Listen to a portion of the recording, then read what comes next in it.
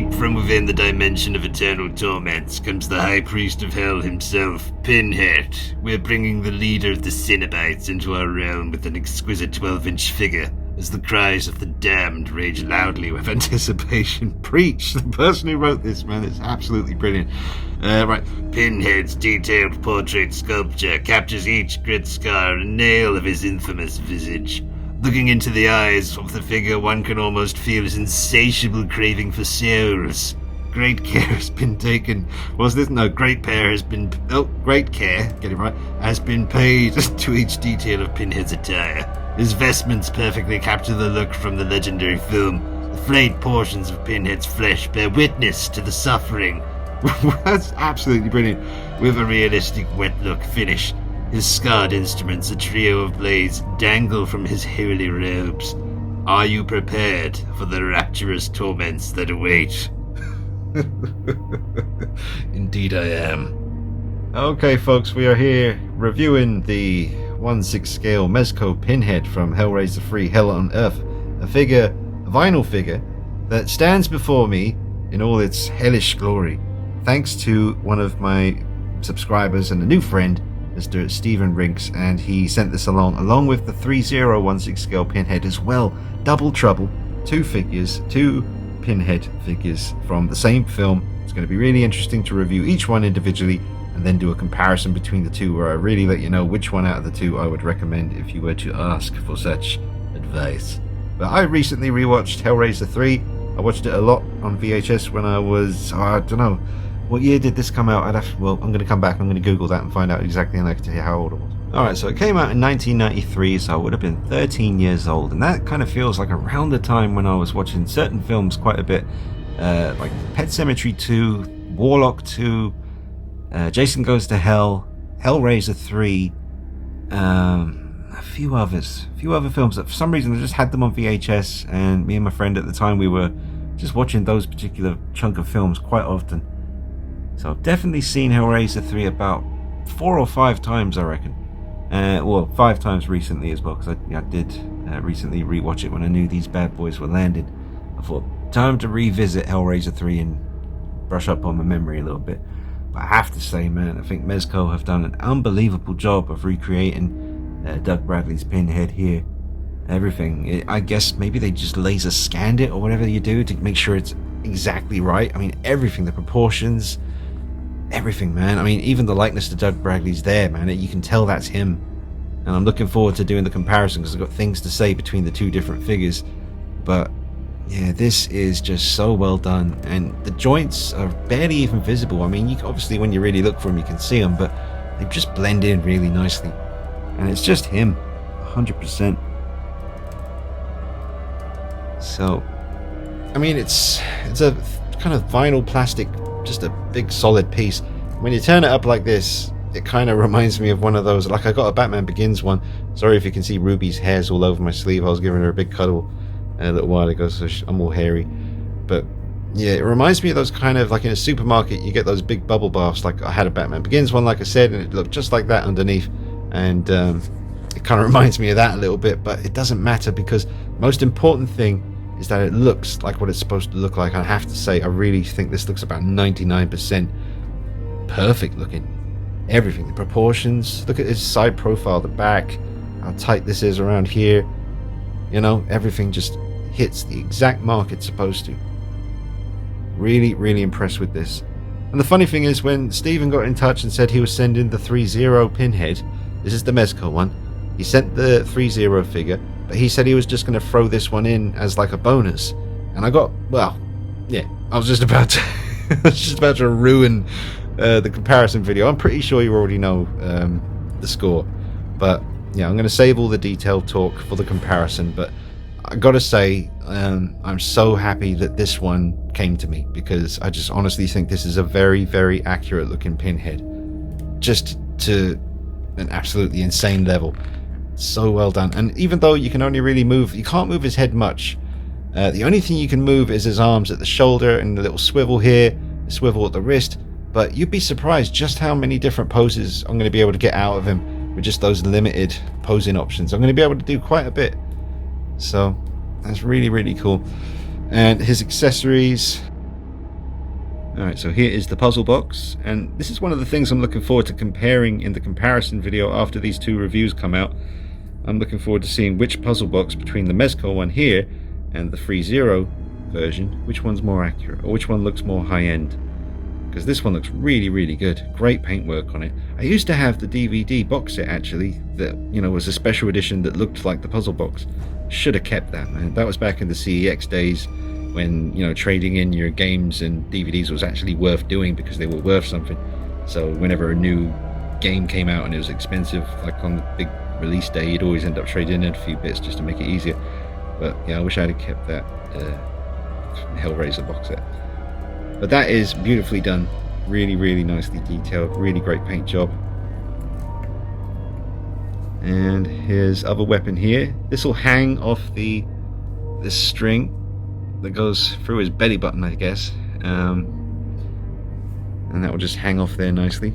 But really good paint job, nice weathering, kind of gory looking. Then we got this one, and that's just nasty. That's just for like taking limbs off, I guess. And then you've got more of a kind of just a straight kind of dagger but a serrated edge. Nasty. And then some hands to hold on to those weapons. Just, you know, weapon holding hands. Not too bad, you know, it's not the most incredible paint job, but it does the job just fine. Got some veins, some vein action. And the hands that are on the figure right now. Nice detail on these. Not too bad at all. Alright, so let's scrutinize this head sculpt, and I'm really looking forward to moving the light around here and just experimenting. It's going to be so good because this head sculpt looks so good in any, you know, I mean, so far, before sitting down to film this review, I saw this figure in daylight. You know, I got it in the morning and I opened it in the daylight. I did the unboxing video in the daylight, and I knew that the likeness was really captured well by Mezco here, and the nature of the character with those kind of metal pins in his head, they're gonna catch the light and reflect light and gonna look amazing when I turn the lights down and make it look all scary and moody. It's just gonna come alive. I think this figure's really gonna be a fun one to take pictures of, and I love how black the eyes are on this version. And as much as he looks cool, and I believe they were actually gonna include it, well, the head sculpt originally had more of a teeth showing angry face, but they changed it to this more just emotionless dead expression, which is perfect for me. This is what I would want for Pinhead. I want to just have him just staring into your damn soul before he snatches it. And again, that's where it's going to get interesting to talk about this one and the 3.0 one, because they've got two very different expressions, and there's a lot to talk about there as far as likeness between the two figures. But this one, man, just really well done. I mean, I got the room lit quite bright, and it's still the way the light's hitting off those pins, and it just looks absolutely phenomenal. And I like the way on the Mezco figure, these are just, you know, the way the hook comes up here and hooks into his skin and sort of drags the skin down. It's all just one piece, whereas on the 3.0 that gets pretty damn fiddly. But again, we'll get to that. I'll do the 3.0 figure review straight after this one and try and upload them kind of at the same time. I'll try near enough at the same time so that you can watch both, and then we'll give it a day, and then I'll get the comparison to you. But every angle, man, every angle, I think it's him. Totally. Definitely let me know your thoughts in the comments. What do you think about the likeness? What do you think about the paintwork? What do you think about the pins? I think the pins are good. They look real good. I am so happy with that. Alright, now switched to more of a blue look, and I've got the light position to catch the eyes, to get some light in the eyes there, and it really brings them to life. Look at that. Honestly guys, I gotta say, I am super impressed and pretty much blown away by the Mezco 1/6 scale Pinhead figure. I really am impressed. Absolutely incredible. Look at that. That angle right there is just insane. And that pin there coming right out of the tip of his nose. Oops. Just lift up the arms here. And just bring this back. The Hell Priest giving his sermon. Love the way the light catches off the outfit as well. It does look like leather. It does look really, you know. And the thing about it being sculpted rather than real material is it does keep its proportion. Like, it's nice and tight where it's supposed to be. It's like skin tight almost. Again, lots to talk about between, you know, the comparison between this version of the outfit and the 3.0 version. Completely different, you know, techniques used to achieve it. So a lot of interesting chat coming up. But absolutely love the head sculpt. Love the whole figure, gotta be honest. And let's maybe just put him in a couple of poses before I give him my final thoughts. Alright, so just messing around with this one, you know, just showing you that he could hold the puzzle box above his head like this. Again, very limited posability all over on the figure, apart from the arms, where you do get a surprising amount of motion, you know. So let's take this down here. Let's go for one hand holding out the box and then the other hand just kind of resting by his side. And let's get that there. I'll have to pan this down a touch. There you go.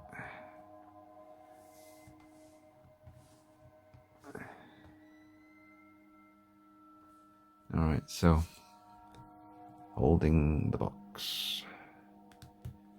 Get that in there a bit better. There we go. Proper holding onto it now. Let's get the light in the darkness. There we go.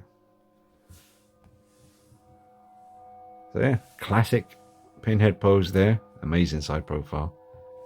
Looks excellent from any angle. Hit it from the back. Looks absolutely fantastic. Why am I doing this with my hands? I have a rotating base. Got the weapons hanging from his stringy bit. That's what I'm going to call it. But holding out the box looks fantastic and iconic. Very iconic possible pose option for him when he joins the rest of the gang on the horror shelf. Again, thank you, Mr. Steve Rinks. Sorry, I was messing around with the puzzle box and his hand came off and I suddenly decided to grab one of the 3.0 hands to see if it would go in. It doesn't really stay in place, but you could get it to stay in there with a bit of blue tack. But the 3.0 one comes with the hands with the pins, the needles through the hand there for the, was it the stigmata, the crucifixion pose. So if you wanted to put this in the crucifixion pose, which his arms will do, you could technically use the 3.0 hands to get that looking accurate. So that's interesting. We'll come back to that in the comparison video. But yes, the hands come on and off very easy. Well, they don't just drop off. I just mean you can switch the hands very easily on the Mezco figure here. Not a problem to do. They do stay in nice and secure. Alright, so I switched to a nice warm tone again. And he is in the middle of playing with the puzzle box, or perhaps talking to someone about the exquisite pain that awaits within, the glorious agony. And there he is, absolutely perfect looking. I mean, I'm no expert on this character, folks. I have my vision in my head of what he looks like, and this seems to be ticking pretty much every box. Most importantly, the likeness is very much there. The proportions are very much there. The overall creepy feel that comes along with this character, it's all present. They've captured it. I mean, like I said earlier in the video, I wouldn't be surprised if it was like a laser scan thing where it's really on point as far as just the details go. Amazing work. Let's have a little close-up look at the chest and all the detail that's going on his outfit here.